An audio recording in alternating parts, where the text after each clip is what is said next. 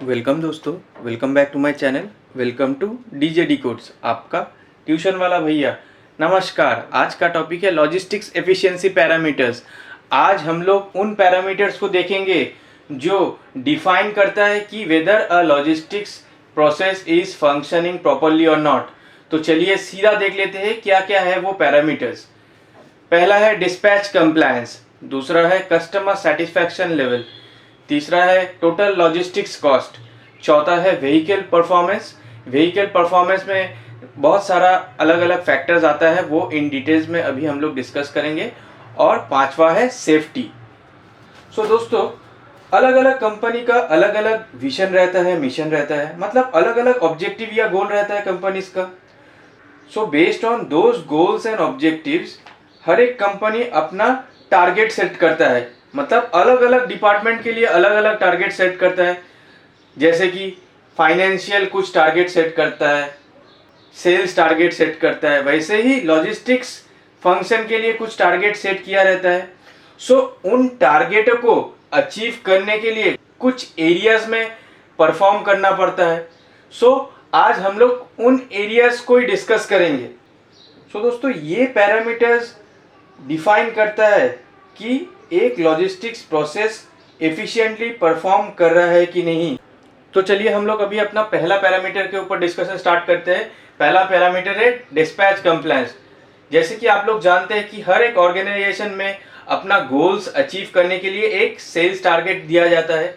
सो उस sales target को कैसे बनाया जाता है? Based on the customer demand and the production capacity of the plant एक डिस्पैच टारगेट बनाया जाता है, मतलब प्लांट से कितना गुड्स मूवमेंट करना होगा।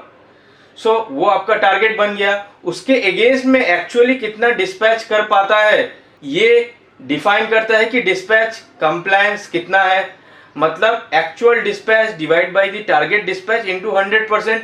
यही आपको कंप्लायंस दे देता है डिस्पैच का।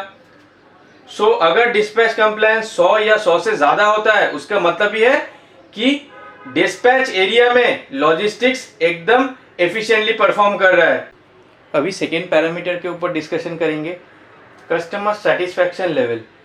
कस्टमर सेटिस्फैक्शन क्या इंडिकेट करता है कि customer orders are served on time and in full quantity और नॉट।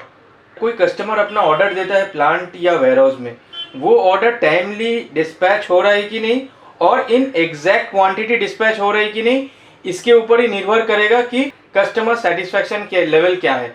तो दोस्तों, जब कोई कस्टमर एक ऑर्डर देता है प्लांट में, बेस्ड ऑन दी लोकेशन एक स्केड्यूल्ड डेट एंड टाइम रहता है। अगर वो ऑर्डर उन स्केड्यूल्ड डेट एंड टाइम के अंदर डिस्पैच होता है, that means it is expected that the truck और the order will reach the customer in time.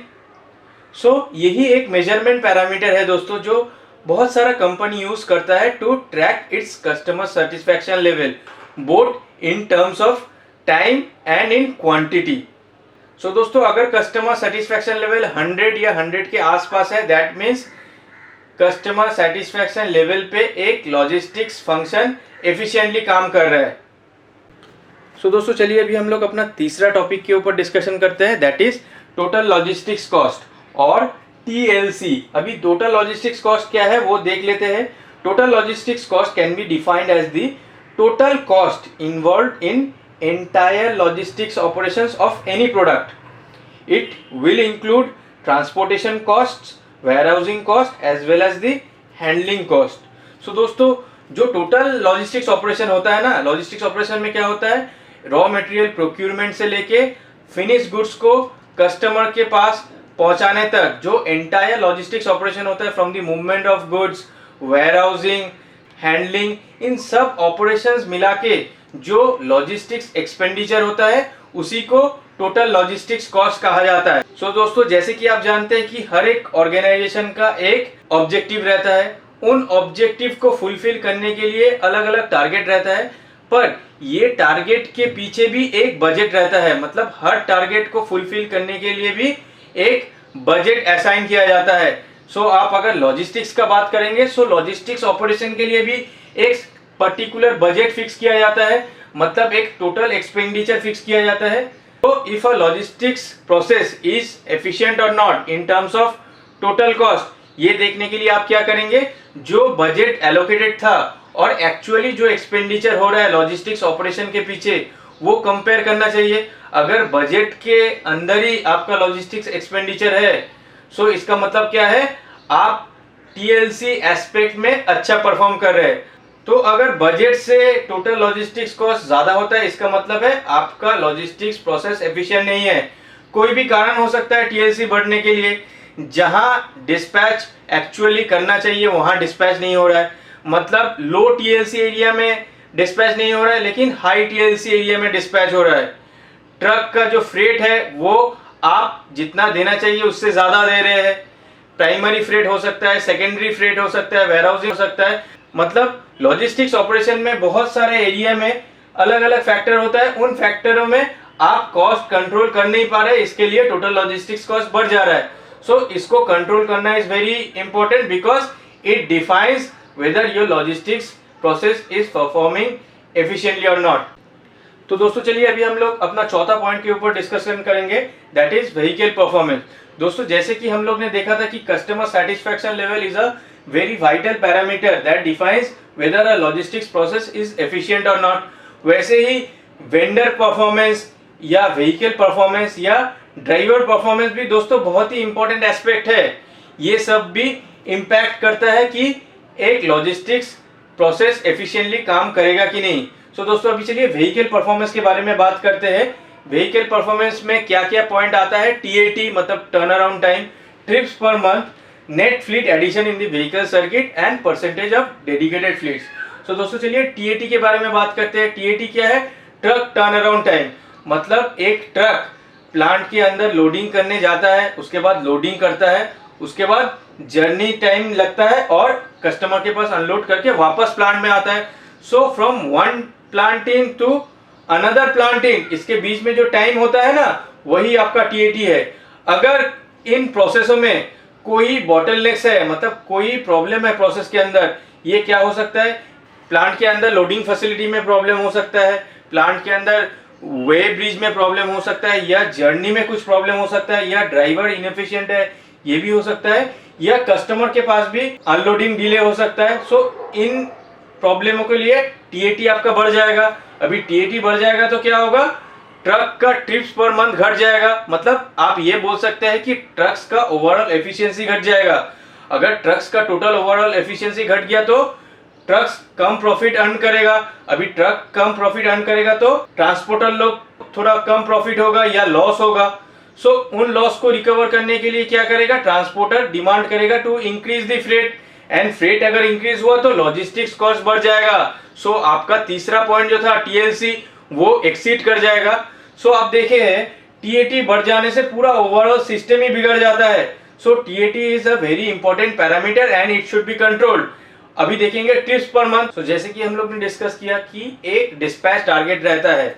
सो उस डिस्पैच टारगेट को दिमाग में रख के जो एक कंपनी का एसेट होता है, मतलब ट्रक्स होता है, उन ट्रक्स को एक टारगेटेड ट्रिप्स दिया जाता है।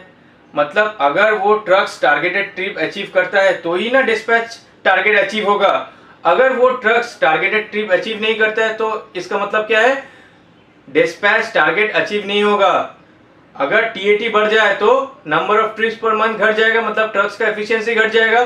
सो अगर ट्रक्स का एफिशिएंसी घट जाएगा, हम लोग ने क्या देखा है, वेंडर का प्रॉफिट घट जाएगा, वो ज्यादा फ्रेट के लिए डिमांड करेगा और ज्यादा फ्रेट देने से टोटल लॉजिस्टिक्स कॉस्ट बढ़ जाएगा और उसके ऊपर ट्रक्स का एफिशिएंसी भी घट जाएगा और डिस्पैच टारगेट भी फुलफिल नहीं होगा। तो आपने देख लिया कि ट्रिप्स पर मंथ नहीं फुलफिल होने से क्या क्या प्रॉब्लम आ सकता है।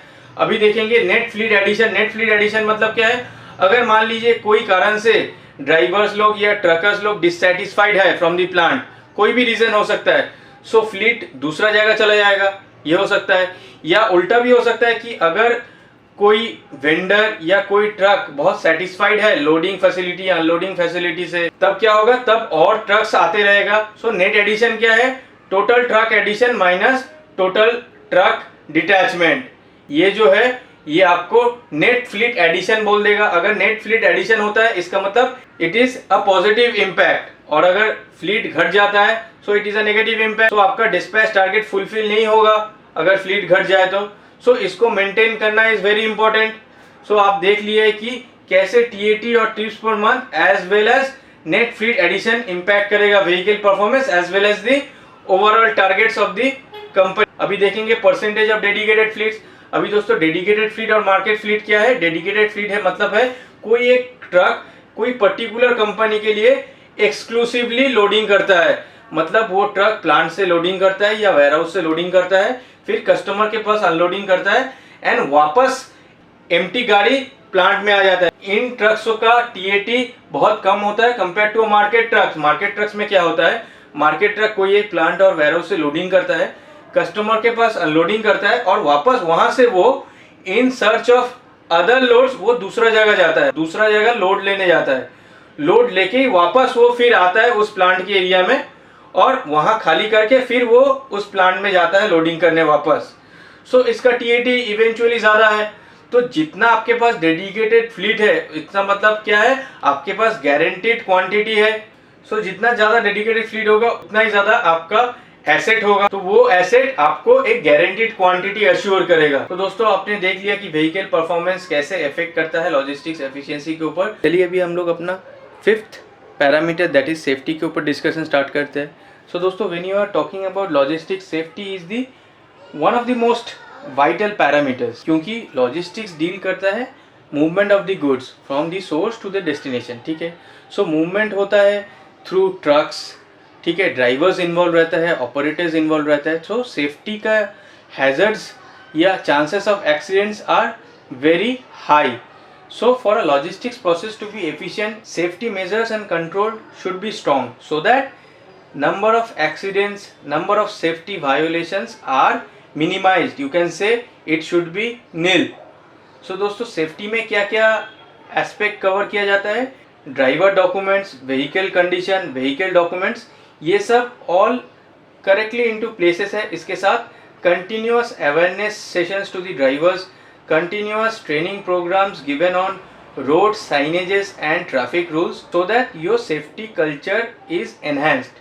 So अगर आपके ऑर्गेनाइजेशन में number of accidents, number of safety violations या number of non compliant vehicles कम है, that means you are scoring good in logistics efficiency. So दोस्तों आई बिलीव दैट आप लोग को एक आइडिया मिल गया है कि क्या क्या पैरामीटर्स डिफाइन करता है कि a logistics process is functioning efficiently or not. Video देखने के लिए धन्यवाद। Please like, share and comment.